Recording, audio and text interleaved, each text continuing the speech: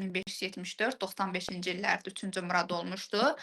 O, onun, yəni təhriki ilə, yəni Van hakimi Xosrov Paşanın təhriki ilə, Səfəv Osmanlı sərhədində kürdlər qiyam qaldırır, və, Xosrov Paşanın Xoya hücum eləməsi ilə 1555 Amasya sülhü pozulur və 1578-1590-cı illəri əhatə eləyən 2-ci Səfəv Osmanlı müharibəsi başlayır. Aha, doğru. Eyni zamanda Osmanlı dövlətinin vassalı, həm də müttəfiqi kimi Krım xanları da iştirak eləyir. 1578-ci ildə 3-cü Murad Mustafa Lələ Paşanın başçılığı ilə 100 minlik qoşunla Gürcüstan istiqamətindən Azərbaycana gəlir.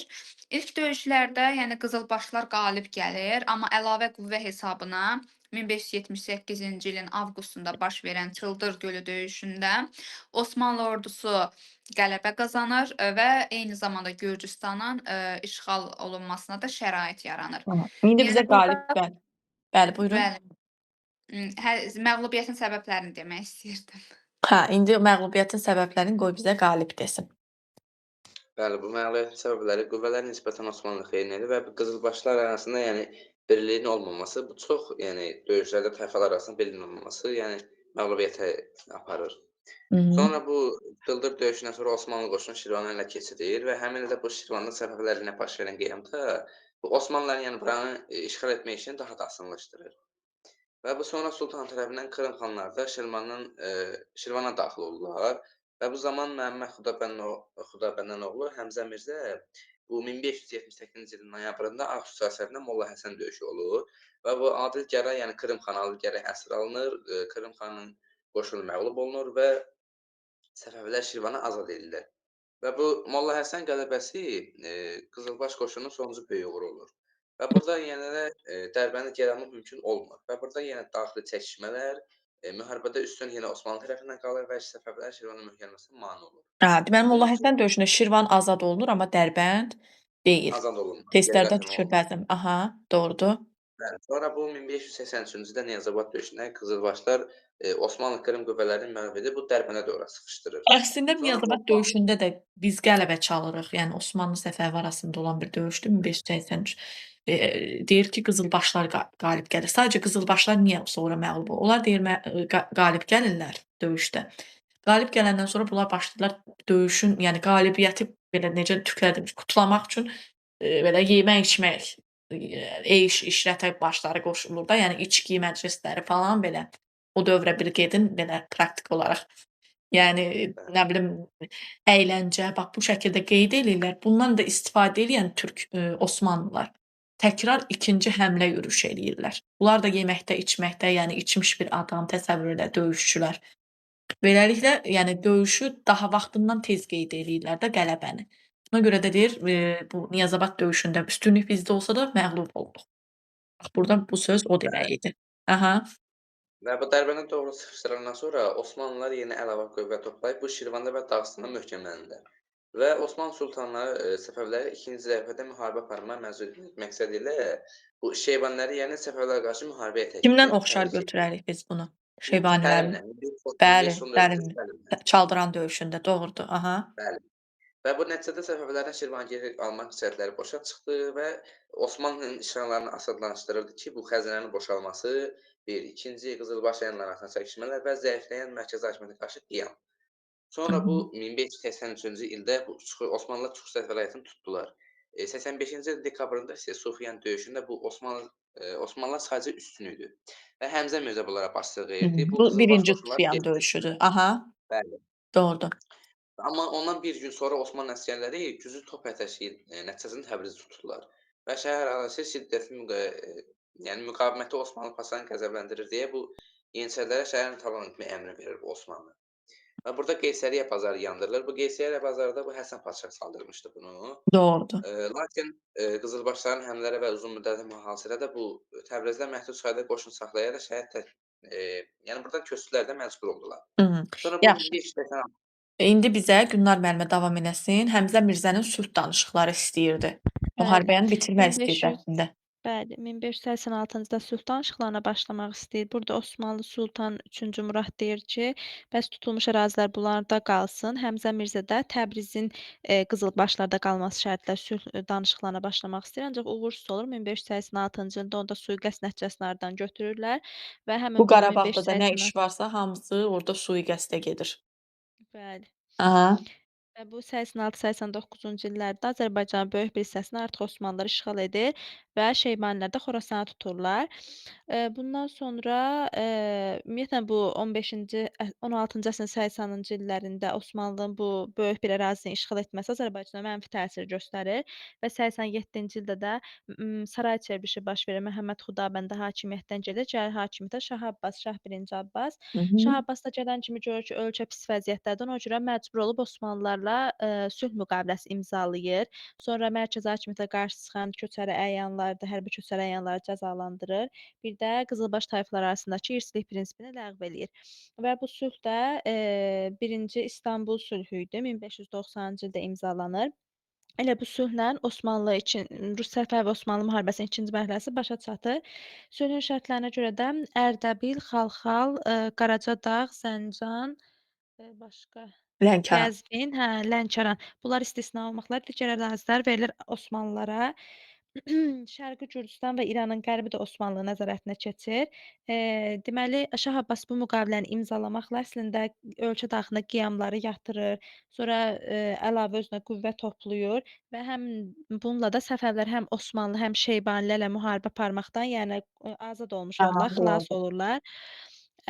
Deməli, bundan sonra Osmanlılar bu tutduqları ərazilərdə 78-90-cı illərdə həmin əraziləri vilayətlərə, bəylərbəklərə, sancaqlara bölürlər. Əhalinin əmlakı və özü siyahıya alınır. Yeni Hı hı. vergilər, mükəlləfiyyətlər tətbiq olunur. Bir də, vergilər üzrə nəsə xan dəftərləri idi. Hə, xüsusi vergi dəftərləri, Aha. yaradılmışdı. Deməli Osmanlının da siyahıya alınması olubdur.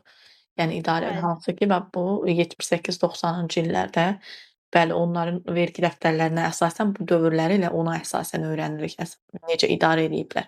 Aha, bəli. yaxşı, kim qaldı burda? Xədicə müəllimə ilə başlayırıq Abbasın islahatlarına. Ümumiyyətlə Abbasın, hakimiyyət illəri neçənci illər idi dedik? 1587-1629. Bəli, 1587-1629, yəni bunların ümumiyyətlə, Səfəvi, necə deyim, hökmdarlarının, yəni hər birinin, şahlarının, hakimiyyət illərini bilmək vacibdir. Testdə də düşür, düşməsə belə, düşməyən o səriştəsizləri belə öyrənməliyik, çünki bizim, dövlətimizdir də, yəni orta əsrlərdə ən möhtəşəm, ən dəbdəbəli belə dövlətimizdir. Aha, deməli, Deməli, Şah Abbasın hakimiyyətə islahatları hansı gəlməsi sahədə? Bəli, buyurun. Aha. Ölkədə siyasi-iqtisadi vəziyyət pisləşir. Yəni bunun hakimiyyətə gəlməsi ərəfəsində bildiyimiz kimi ərazi itmişdi falan. Dövlətin ərazisinin böyük hissəsi də dediyimiz kimi işğal olunmuşdu. Abbas Səfəvi ordusunda döyüş qabiliyyəti yox, Şah Abbas deyir Səfəvi ordusunda döyüş qabiliyyətinin aşağı salırdı da belə necə deyim, daimi nizami ordunun olmaması, yəni şərtlər bu idi. Hı hı. Ordunun, qızılbaş tayfalarında qeyri-nizami süvari dəstələrdən ibarət olması, nizam-intizamlı olmaması, tayfa başçılarının özbaşınalığı, müstəqil, şəkildə odlu silahlardan istifadə etməsi, Hə, bu Abbasa islahatlardan qədər belə idi da, yəni onu demək bəli, istəyirəm. bəli, Aha, Abbasa qədər doğrudur. belə idi. Aha, yəni Abbas Deməli, gələnə hansı qədər sahələrdə vəziyyət bu islahat yöndə idi. Ona görə də müharibələri uduzmuşduq. Aha. Və hərbidə, hansı sahədə deməli, idi hansı bunun sahələrdə islahatları? Aha. Hərbi sahədə inzibati və idarə etmə, bir də vergi sahələrində Aha, islahatlar doğrudur. aparılır. Məqsəd İslahatların mərkəzi məqsədi nə hakimiyyət idi? İslahatlar keçirin. möhkəmləndirmək idi, dövlətin qüdrətini bərpa etmək idi, əvvəlki qüdrətinə, ordunun əvvəlki qüdrətinə qaytarmaq idi. Yəni Xudabəndin dövründə bunlar hamısı, Bəli, itirilmiş əraziləri geri sıradan çıxmışdı. qaytarmaq, Hı doğrudur. -hı. Bax bu idi. Osmanlıya qarşı uğurlu müharibə aparmaq, itirmiş əraziləri bəli, geri Aha. qaytarmaqdır. Yaxşı, dedin ki, hərbi Hərbi s sahədə islahat olub. Zəhmət olmasa hərbi sahədə islahatlarını de. Aha, orduda irsilik prinsipini ilk öncə ləğv etdi. Aha. Tayfalararası çəkişmələrə son qoyur. Sonra vəzifədə yalnız şahın rəğbətini qazanan şəxslər, tuta bilərdi də. Doğru. Sonra qoşunda tayfa müxtəlifliyi prinsipi təşkil edildi. Qızılbaşların təkbaşına silah gəzdirməyi, bunlar Qadağan. qadağan olunmuş müsbət cəhətləridir.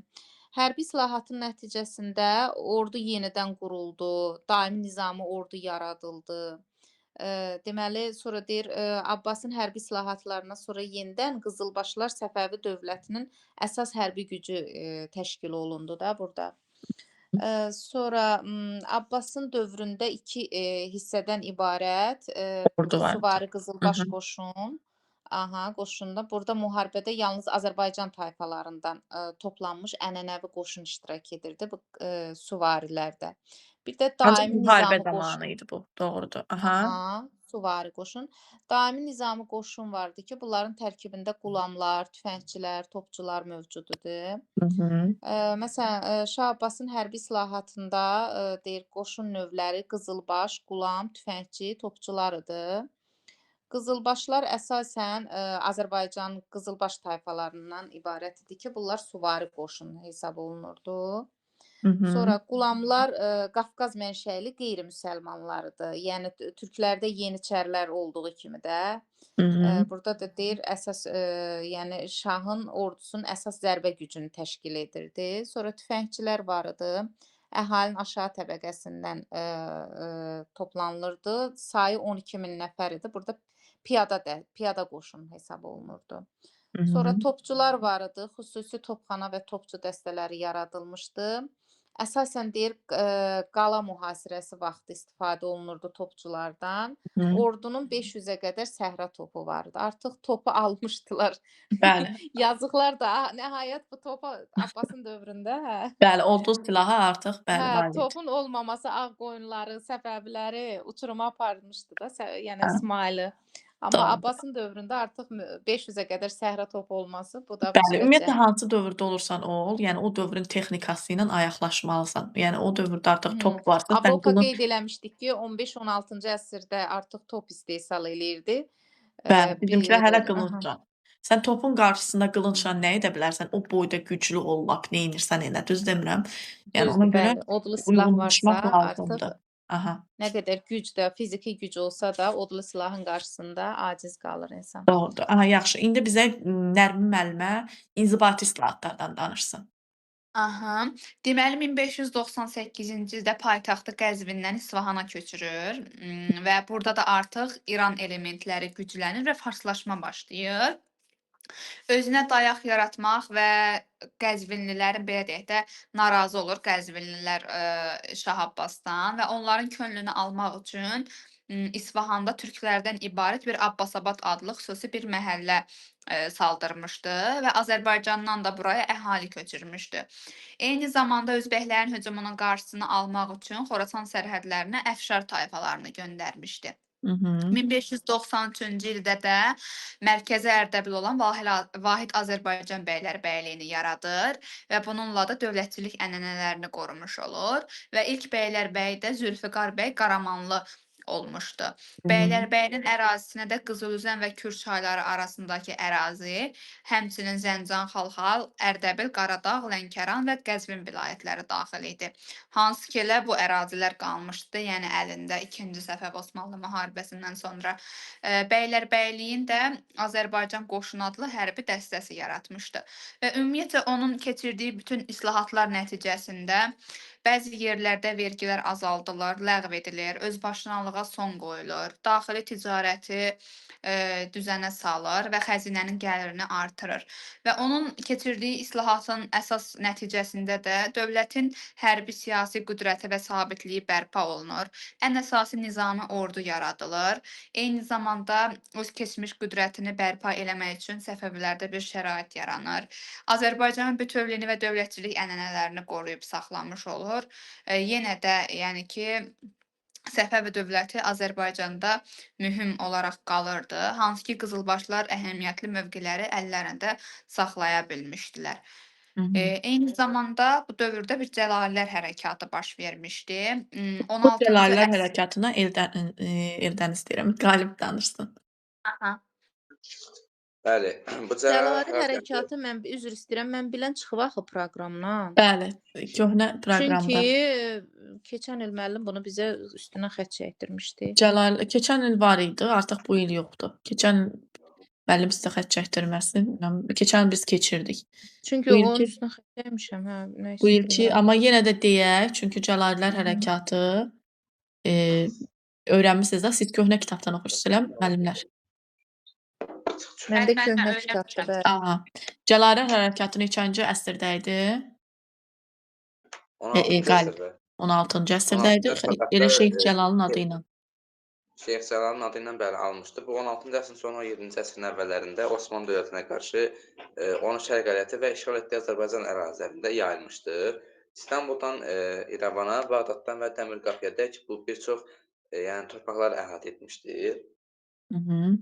Və burada bu feodal özbaşınalığa və amansız istismara qarşı yönəlmişdir və bununla da səbəbi azlıq, soyğunçuluq, məmurların özbaşınalığı, vergilərin çoxalması və sairə bu səbəblər var idi. Bu 17-ci əsrin ilk illərində bu Şərqi Anadoluda və Azərbaycanda daha da genişləndi və bununla da bu Azərbaycanda həm də məqsəd də o idi ki, Osmanlı zülmündən qurtulmaq idi. Və bu 1591-ci ildə Təbrizdə baş verən üsyanda Cəlalilər hərəkatının ilk böyük çıxışı oldu. Və bununla da Şah 1-ci Abbas Osmanlı dövlətini Azərbaycandan sıxışdırıb çıxarmaq üçün Cəlallərin gücündən istifadə etmək istəyirdi. Mhm. Və burada Şah Abbasın icazəsi ilə bu 1-ci Abbasda 1608-ci ildə bu bir hissəsi Çuxurset bəyləqərinə köçürüb yerləşmişdir. Mhm. Yaxşı, indi Qalib. Sən bizə de, görək AXC-ni də öyrənmisənmi? Bəli. Keçən dəfə müasir dövrə keçən kimi sən çıxdın. Ona görə soruşuram. Yəni öyrənməmisənsə problem deyil. Yəni kim istəyirsinizsə, öyrənməmisinizsə müəllimlər sağollaşa bilərik yəni. Amma keçən dəfə Öyrənmişik müəllimə. hə, lap yaxşı. Mən öyrənmişəm, öz adıma Aha, deyim də, burada yəni Cəlalilər öyrənmişəm. hərəkatında da bilirik də Koroğludur, Giziroğlu Mustafa bəydir. Yəni bunları da adlarını qeyd eləmək vacibdir. İndi keçək vaxt itirmədən AXC-yə. Gülnar müəllimə ilə başlayırıq. AXC bu özümüzün Bəli. yəni möhtəşəm bir dövlətimiz, ilk dövlətimizdir. Yəni Azərbaycanın müstəqilliyinin elan olunmasıdır. Yaxşı, Bəli. Gülnar müəllimə ilə başlayırıq. Ümumiyyətlə AXC-nin yaranmasını zəruri edən səbəblər nə idi? Bəli, zəruri edən səbəblər odur ki, Cənubi Qafqazda vəziyyət pis idi, yəni mürəkkəb siyasi bir vəziyyət idi, böhran da dərinləşirdi. Eyni zamanda artıq